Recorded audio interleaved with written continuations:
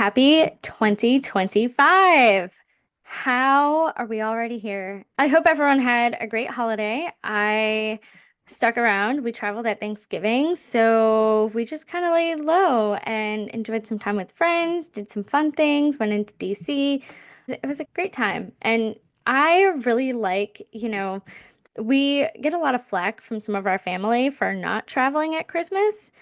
But I kind of like it because I never have any client meetings. Everyone's kind of like laid back, taking time off. So it's a good time for me to take off or to not necessarily take off, but to like flex my time and be just working on like prepping 2025. So speaking of 2025, since we're here, most social media managers have really done this like back in like November or whatever, but we're going to start the year with some of the social media trends and predictions for the year ahead. And I did a lot of deep diving. I followed a bunch of influencers and there's in the industry, a lot of people will say kind of the same thing. Whoops. I kind of look for, what are the common things? And we're just going to talk about some of the things to look for in mostly the social media space, but also just the marketing space in general. I feel like some of these things that I found from some of these sources definitely kind of cross the board for social media and just general marketing strategies. So, first things first, we're gonna talk about the elephant in the room, and we all have a love-hate relationship with AI, but AI is here to stay. I don't care what anyone says. Personally, I think everyone needs to find a way to incorporate it into their workflow, especially when it comes to marketing your businesses. There's lots of AI among the social media platforms, like Meta AI launched last year. Now it's offering content suggestions and it can give real-time answers for customers and clients. So it's a great tool. That being said, I do not like Mark Zuckerberg being like, oh, AI content's probably going to be dominating the feeds in a couple of years. Let's show real pictures of ourselves, please. Twitter, well, X, forever Twitter in my mind. X is also now using tweets to train its AI, which after the election, we saw a massive outflow of users. Like when they announced this, literally Blue Sky and Threads blew up. So if you don't want your tweets to train X's AI, you may want to stop posting there. TikTok also has an assistant that helps creators explore trending topics. And Canva also, Canva is a tool that many marketers use, even small businesses, that is full of AI tools to help create those custom designs. So buckle up. AI is not going anywhere. Personally, I like to use it for ideation. I like to use it for editing. I've mentioned Cast Magic and Descript, two of my favorite tools out there for editing long form video into short form clips. And Cast Magic takes videos and it can create blog posts, it can create like captions, it can do all of the things. So yeah, buckle up. AI is not going anywhere. Learn to use it to streamline your processes. That's what I'm gonna say. Next up, and I loved this. This came from Hootsuite, and I really, really love this because this is something that I've been thinking about for a while and a way that I am hoping to add more value to my clients in the year ahead. It's not just about social marketing anymore. Social marketing is performance marketing. And Hootsuite said, performance marketing is all about driving measurable business outcomes at the best possible ROI. So, what that means is us as social media marketers need to be able to connect the metrics. For many years, social media has been notoriously really, really hard to measure the direct impact of social media marketing to the actual business. So, in the year ahead, we're really, because so many platforms now have advanced analytics, there's so much data out there for marketers. Businesses now want to be able to connect those dots. And so we need to stop looking at vanity metrics like the likes, the comments, the reels views, all those things, because they don't show the impact of social media on a business. However, we also know with the rise of DM automation, with the rise of like Instagram shops, Meta shops, TikTok shops, all the shops that there are more ways to measure that impact. So in the year ahead, we are expecting more brands to use social media as a core performance channel. I mean, with the billions of users out there using social media, it's really hard not to use it as a core channel to drive that measurable growth and also get specific business intelligence through social listening and those advanced analytics. How, as a business owner, because Suite's obviously talking about these massive, massive Fortune 500 brands, all that kind of stuff.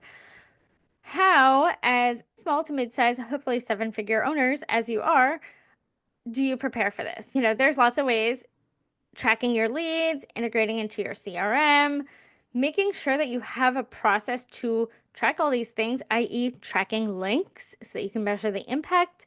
All of those things. If you need help setting up those systems, that's where I'm moving into in the year ahead, is really the analytics aspect, the overall social media marketing strategy of this all. How do we measure the impact of social media on our businesses? More than just consistently posting, but also looking deeper into the analytics to say, oh, hey, yes, I generated X thousands of dollars of revenue from this campaign and this post. So a deeper dive into the analytics. That's what I'm getting at. Next trend that we're looking at, and I'm kind of excited to see this one. It was a trend detox. And I saw a few people mention this. And brands, people, businesses love jumping on trends. And for some businesses, they have the ability to, because trends we know change as often as the weather. Speaking of weather, I want to share this amazing quote. It's one of my favorites because I grew up in New England, and given that it's January, when I was researching this, it really made me think about it.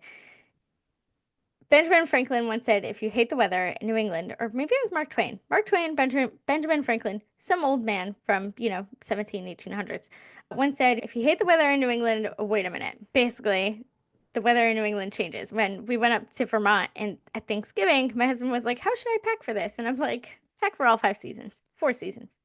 Just pack for them all. You never know if it's going to be 20 degrees or 80 degrees. I always find that funny. Deciding to say trends change as often as the weather made me think about that. Sidebar. One of the things that I saw, and I think Hootsuite also mentioned this, is that brands that just are constantly jumping on trends kind of risk appearing inauthentic. Now, it depends very much on your business. It depends very much on your business, what you're doing. But I think there is an opportunity to kind of step away from the trends, create more original content, and make sure that if you are jumping on those trends, that they fit with your brand and that they're actually doing something. And what do I mean by doing something? Like, how do you know when you should jump on a trend? One, to keep space in your marketing calendar to jump on trend. Two, and three, make sure that there's a balance in your content, because if you're just constantly jumping on trend after trend after trend, like, why? Is it because you're not original? Is it because you're not authentic? Is it because you don't know what to post? Think about the why behind jumping on trends. That kind of leads me into personality over consistency. And this one was really interesting to me because when I work with clients, like, we make sure that their content stays on brand, on message, working towards our goals. But this kind of made me like, when I was researching into this. So, audience respond best, we know, to authenticity. We know that, and I saw this in a video, that people want to be entertained. They don't want to be sold to on social media. So stop selling. Like, just stop overly selling. People are tired of that. People are exhausted. So if we know that audiences respond better to authenticity and relevance, what do they respond better to that than what? They're going to respond better to authenticity and being a little tangential to your brand voice and your brand style than they are always going to be seeing the same thing, hearing the same thing day after day, week after week, whatever. Like, that just gets boring. So apparently TikTok calls this creative bravery. Be bold, go big, loosen up your brand standards, and don't be afraid to take risks in your content. That's what's going to appear authentic over, pretty much anything else. So Above all, we know that our audiences want to be entertained, as I said. When we focus too much on products and services, and even like that pain point marketing, like, man, do we need to always be educational? Do we always need to hit on that pain point, that emotional content? Yes, but no. A lot of times when we focus only on that educational content or only on talking about our products or our services or whatever it is, that gets tired, right? It gets tired. It means less engagement, less ROI. And so start thinking about how to re-engage your audience with that creative bravery, with that being more authentic, showing up. And we're gonna talk about the thing that's going out. I'm tired of faceless reels. I saw that, and I'll dive into that in a minute. Um, but there are metrics for success that we can measure, and it might even be some of those vanity metrics to see when we go a little off brand, how does our audience respond to it? Is it getting more engagement? Is it getting more likes, more shares, more comments? Okay, then we know that we need to do this a little bit more. You need to look at your top performing content and see, like, okay, well, we stayed really on message, really on brand. We talked about products and services here. They performed okay. But when we went just a smidge outside of our lane and loosened up the brand standards and the brand voice just a little bit, that's when the magic happens. And I feel like I did a TikTok on this a while ago. I feel like we saw that with Dunkin' Donuts in the fall. If you didn't see the spider campaign, like, you need to go find the spider campaign from Halloween because it was poof, mind-blowing. I flippin' loved it. And I feel like it was a little, the social team over at Dunkin' Donuts, I feel like kind of went a little rogue there. But and it didn't feel super on brand, but it didn't feel super off brand, if that makes sense. I don't know. They personified a donut that they made to be like a spider. And it was for Halloween, and like it was some of the best marketing that I have seen in months. And now I'm usually like head down in my own clients' marketing and looking at their competitors, but I do subscribe to a lot of marketing newsletters, and this popped up and I was like, holy hell, this is amazing. Speaking of newsletters, if you're tired of the grind of social media, I'm not saying give up social media. Don't give up social media. But I did see something that said that email newsletters are seeing an explosive growth in terms of subscribers and revenue, which is not surprising. I follow a lot of marketing experts who are the first to say, like, email newsletters, everyone should have one. There was a survey from StoryDoc that I saw linked in a blog post that said, and I found these fascinating, 90% of Americans subscribe to at least one newsletter. And 74% said that they subscribe between 1 and 10.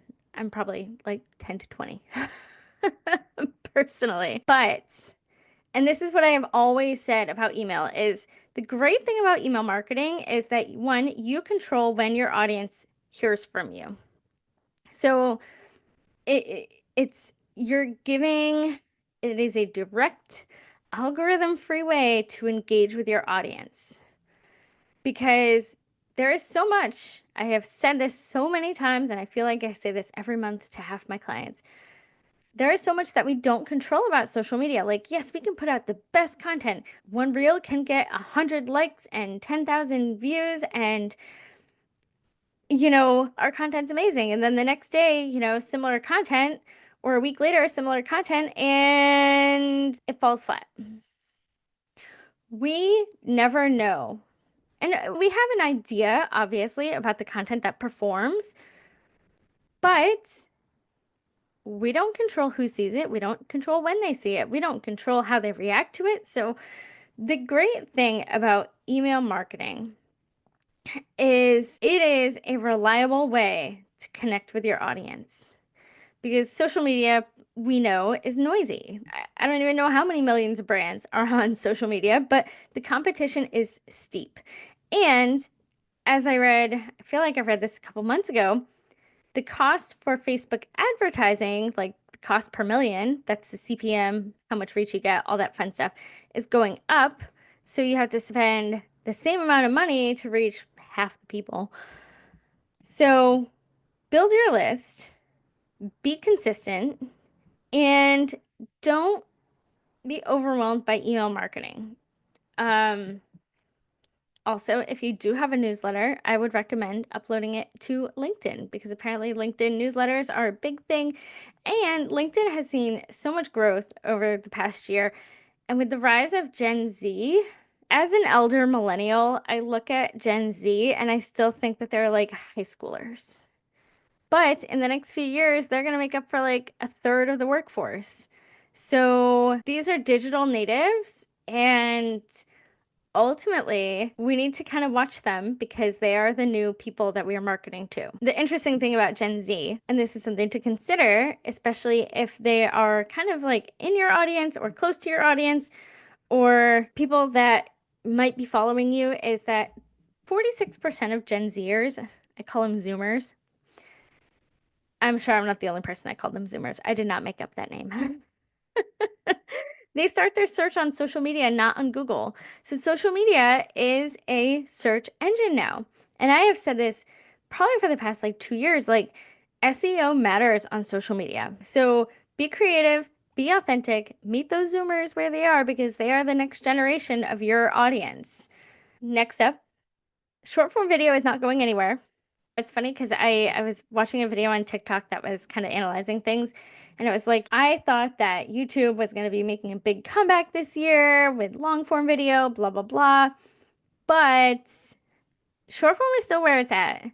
And we see this because, like, think about LinkedIn. LinkedIn is now leaning into short form video, and it's its fastest growing content format. We know that Instagram is not going anywhere with their short form video, no matter what they say, but they opted to not go into longer form video, which, whew, thank God.